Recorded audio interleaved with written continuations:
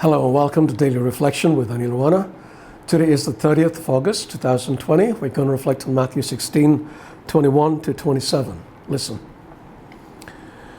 From that time on, Jesus began to show his disciples that he must go to Jerusalem and undergo great suffering at the hands of the elders and chief priests and scribes, and be killed, and on the third day be raised.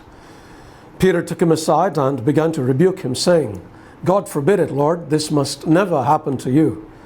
But Jesus turned and said to Peter, Get behind me, Satan, you are a stumbling block to me, for you are setting your mind not on divine things, but on human things. Then Jesus told his disciples, If any want to become my followers, let them deny themselves and take up their cross and follow me. For those who want to save their life will lose it, and those who lose their life for my sake will find it. For what will it profit them if they gain the whole world but forfeit their life? Or what will they give in return for their life? For the Son of Man is to come with his angels and the glory of his Father, and then he will repay everyone for what has been done. The Gospel of the Lord. Jesus can sometimes seem very harsh, can't he?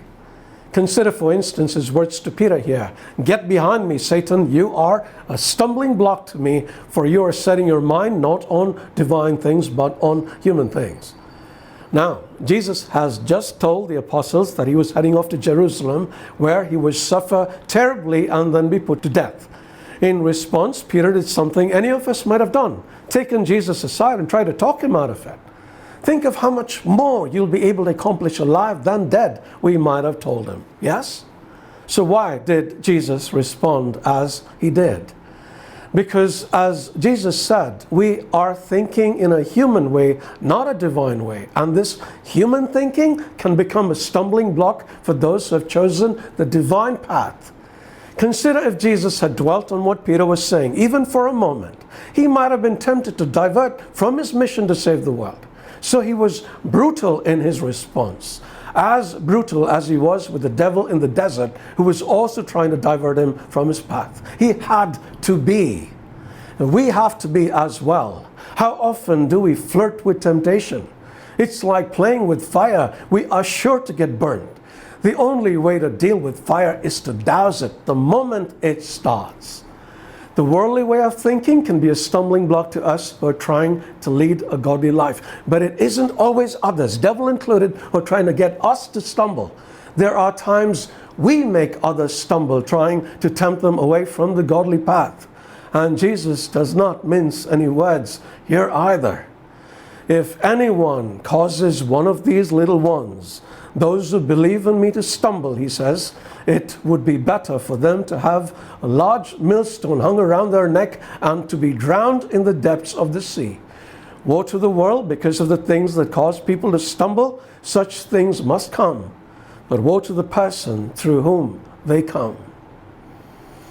I saw a video last week about how little children are being deliberately targeted through apps and shows. Although these are supposedly designed for them, they are often loaded with content that is sexual in nature. Public schools in many countries are giving sex education to children who are not psychologically or physiologically ready for it. These courses are often for 5 or 10 weeks. How much about sex does a child need to learn at that age? Woe to the world indeed.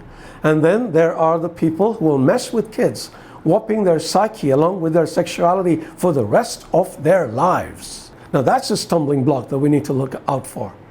But there is another type of stumbling block we can put before people. As Christians, we have some freedom in what we eat or drink. The Corinthians had reservations about eating meat sacrificed to idols. And Paul said, we know that an idol is nothing at all in the world because there is no God but one. And he had no problem with eating anything because he knew these truths. However, he cautioned, be careful, however, that the exercise of your rights does not become a stumbling block to the weak. The Christian today needs to apply this discernment to issues like drinking and dancing and dressing, so they do not cause somebody unknowledgeable to fall. So let us not be a stumbling block to anybody in their relationship with God, okay? God bless you.